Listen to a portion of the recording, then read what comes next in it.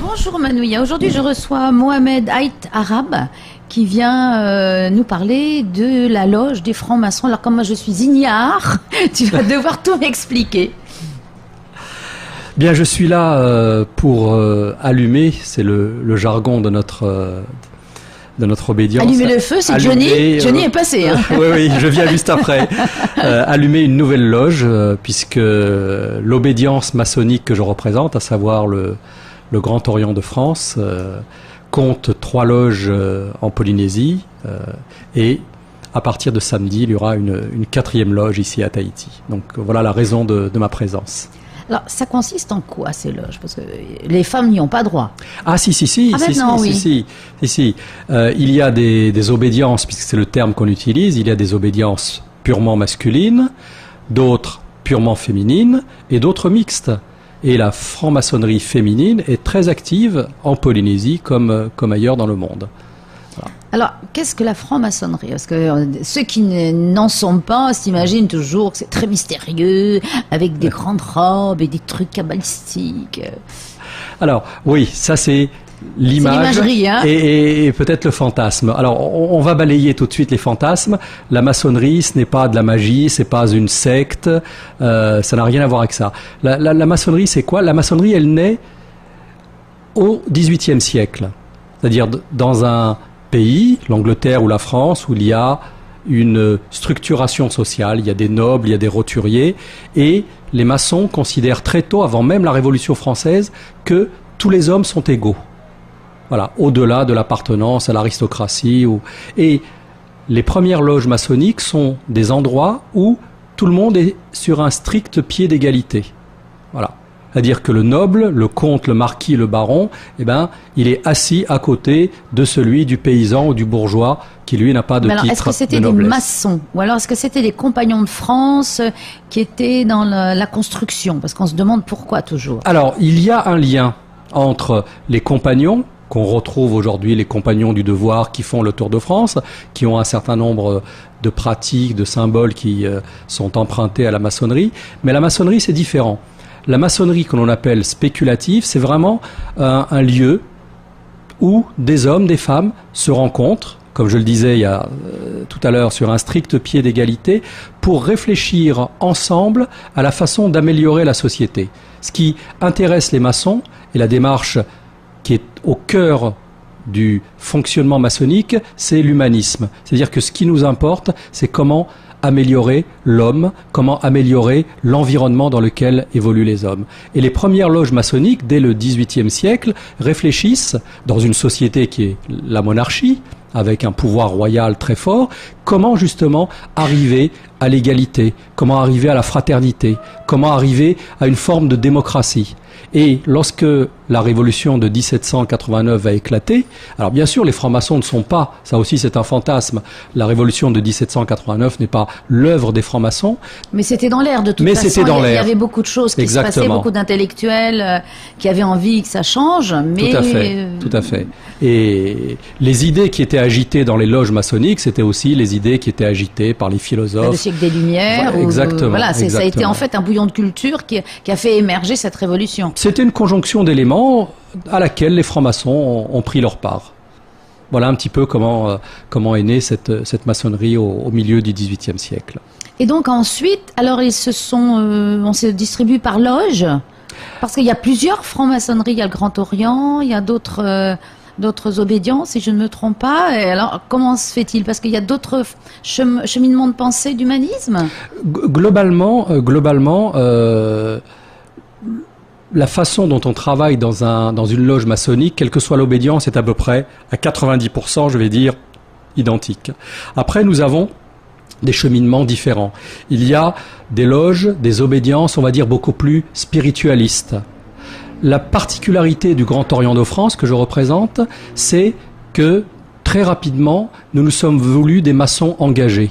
C'est-à-dire que dans nos loges, nous pouvons réfléchir et travailler sur des questions symboliques, mais nous pouvons aussi réfléchir à des questions sociales, parce que nous considérons que notre volonté d'améliorer l'homme, elle ne peut pas rester confinée au temple maçonnique. Il faut que nous portions à l'extérieur nos idéaux. Par exemple, aujourd'hui, comme hier d'ailleurs, quand les lois sur l'avortement est arrivée, c'était une réflexion qui avait été menée dans les loges maçonniques du Grand Orient. Quand l'abolition ils ont appuyé donc les lois sur l'avortement. Après en avoir discuté. Appuyé, peut-être pas le mot, mais on y avait réfléchi. On y avait réfléchi. L'abolition de l'esclavage en 1848, portée par Victor Schœlcher, est l'œuvre de francs-maçons. C'est-à-dire que très tôt dans les loges maçonniques, on a dit un homme, quelle que soit la couleur de sa peau, qu'il soit noir, blanc ou jaune, c'est un homme. Oui, il ne peut pas y avoir de hiérarchie. Donc voilà. il n'a pas à être réduit en esclavage. Aujourd'hui, par exemple, on réfléchit beaucoup sur les lois de bioéthique, sur la question de la fin de vie, sur le transhumanisme. C'est-à-dire que la particularité du Grand Orient, c'est que nous souhaitons pas uniquement être des maçons engagés dans une réflexion sur le symbole, mais nous souhaitons aussi être des maçons engagés dans la société, parce que nous sommes des maris, des époux, des pères, des mères, etc. Et que le devenir de la société nous intéresse. Les frères et les sœurs ici en Polynésie sont impliqués dans le devenir de la Polynésie, parce que ce sont des Polynésiens qui ont à cœur aussi d'améliorer la société dans laquelle ils vivent et de préparer l'avenir de ce territoire. Alors concrètement, ces réflexions, ça débouche sur quoi? Alors, ça peut déboucher sur... Alors, d'abord, à l'intérieur de la loge, un frère ou une sœur peut être amené à faire un exposé, ce que nous appelons une planche, sur tel ou tel sujet. Et ça peut aller plus loin. Je vais prendre un exemple. À l'île Maurice, la République de Maurice, dans l'océan Indien, les loges mauriciennes du Grand Orient de France ont passé toute l'année 2016-2007 à réfléchir sur l'avenir de Maurice, sur l'avenir en matière éducative, en matière de développement économique, en matière de santé. Donc ils ont travaillé pendant toute l'année, ils ont fait appel à des personnalités extérieures, des spécialistes de la santé, de l'éducation, à qui ils ont demandé, mais donnez-nous votre avis, etc. Et tout ça va faire l'objet d'un livre blanc qui condense, qui synthétise les réflexions et les travaux des maçons et qui va être remis au gouvernement mauricien et au président de la République mauricienne en disant voilà, nous n'aspirons pas à des postes, à commander à votre place, mais voilà, quelques pistes, vous en faites ce que vous voulez. Les francs-maçons, on trouve toutes les catégories socio-professionnelles. Tout à fait, tout à fait. Ce qui fait que chacun peut apporter sa pierre à l'édifice en réfléchissant, en donnant des idées. Tout à fait. Mais est-ce qu'il y a des décideurs à l'intérieur? Alors, c'est une institution, le Grand Orient de France, qui regroupe quand même plus de 53 000 frères et sœurs. Donc forcément, il faut gérer tout cela. Donc il a une administration, mais tout cela repose sur la stricte séparation des pouvoirs. C'est-à-dire que nous avons un pouvoir législatif, c'est l'Assemblée générale qui se réunit une fois par an et qui regroupe un délégué par loge. Nous avons plus de 1300 loges, donc il y a 1300 frères et sœurs. Est-ce que vous réunissez quand c'est comme ça? On se réunit dans des palais des expositions, on loue des lieux. Énorme, oui, c'est énorme. Donc ça, c'est le législatif. Le législatif vote, on va dire, les lois, ou en tout cas vote ce qui sera la feuille de route pour l'année à venir. Cette feuille de route, elle est mise en œuvre par l'exécutif, auquel j'appartiens, qui s'appelle le Conseil de l'Ordre. Le Conseil de l'Ordre, on va dire, c'est un petit peu le conseil d'administration de l'obédience, qui regroupe 35 membres, et c'est lui qui est chargé d'exécuter les décisions de l'Assemblée générale. Et nous avons un troisième pouvoir qui est le pouvoir judiciaire. C'est-à-dire que si un frère ou une sœur à l'intérieur de l'obédience a commis un acte répréhensible, en tout cas... Par rapport à la franc-maçonnerie ou dans sa vie privée? Les deux. C'est-à-dire que quand vous voulez entrer en maçonnerie, on vous demande un casier judiciaire. Et il faut qu'il soit vierge, ce casier judiciaire. On estime qu'on ne peut pas, si on n'est pas de bonnes mœurs, si on n'est pas d'une moralité irréprochable, on ne peut pas entrer en maçonnerie. Et si vous entrez et que, par malheur, que ce soit en maçonnerie ou dans votre vie professionnelle ou privée, vous soyez condamné par la justice ou simplement mis en examen, aussitôt vous êtes radié de la maçonnerie.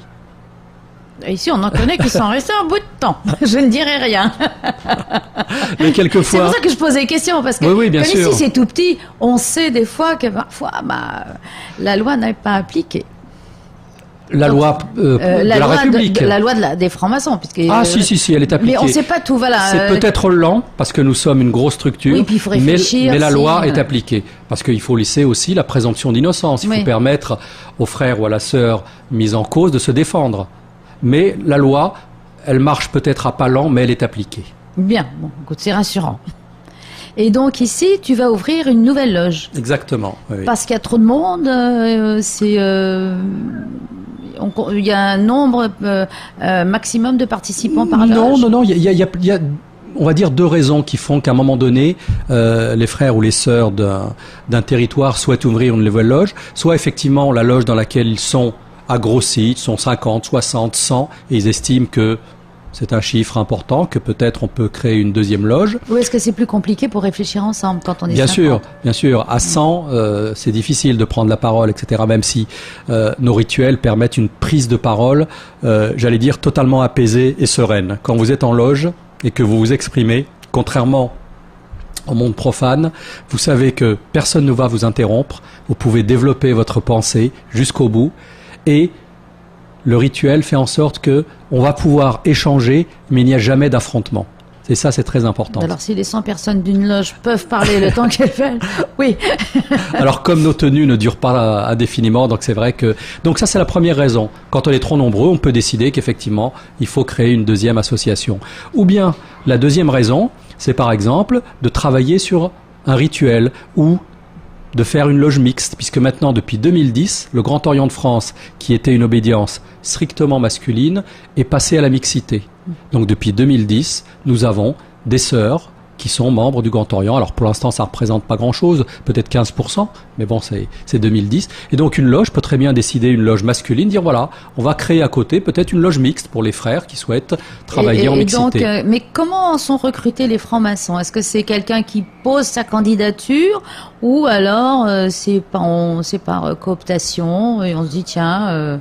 Les deux. C'est-à-dire qu'il y a la cooptation qui fonctionne.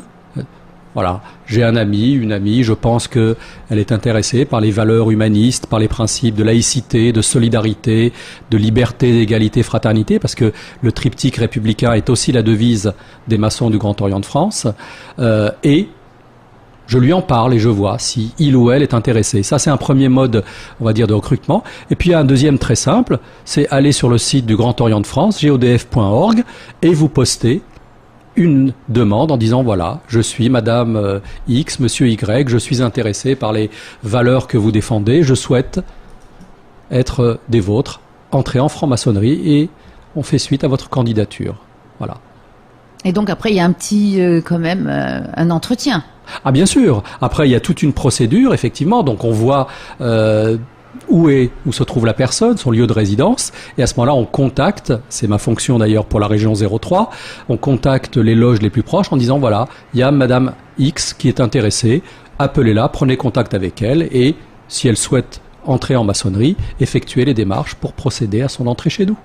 Bien, alors donc là, cette 4e loge qui est ouverte, c'est une mixte. Elle sera mixte, exactement. Elle sera et c'est compliqué de l'ouvrir? Ah non. Là aussi, bon, il y a toute une procédure pour pouvoir ouvrir une loge, mais non, il y a rien de compliqué. Nous sommes parfois peut-être, parce que gérer 50 000, plus de 53 000 frères et sœurs, c'est parfois effectivement, ça nécessite une administration qui est peut-être que certains frères et sœurs trouvent un peu lourde, mais nos procédures nous avons un règlement général qui spécifie de manière extrêmement claire toutes les procédures qui sont à mettre en œuvre pour initier un profane, pour ouvrir une loge, pour fermer une loge quand brusquement il n'y a plus assez de membres. Tout est clair chez nous. J'allais dire, ce qui nous distingue, parce que souvent on dit la franc-maçonnerie, c'est une secte, etc. Nous sommes à l'opposé. Entrer chez nous peut parfois être très long, au gré des postulants.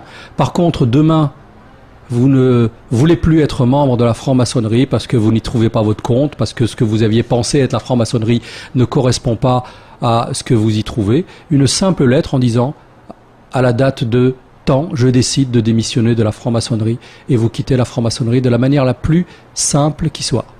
Et donc, alors là, tu viens de faire une visite, Oui, à peu oui. près une semaine. Tu as trouvé ce que tu cherchais, tout roule? Ah, parfaitement. Non, non, j'ai trouvé d'abord, mais ça ne m'étonne pas parce que j'ai vécu 6 ans en Polynésie, donc je sais la chaleur de l'accueil polynésien. J'ai retrouvé même des anciens élèves qui m'ont reconnu à Wahine, qui se souvenaient de moi. Monsieur!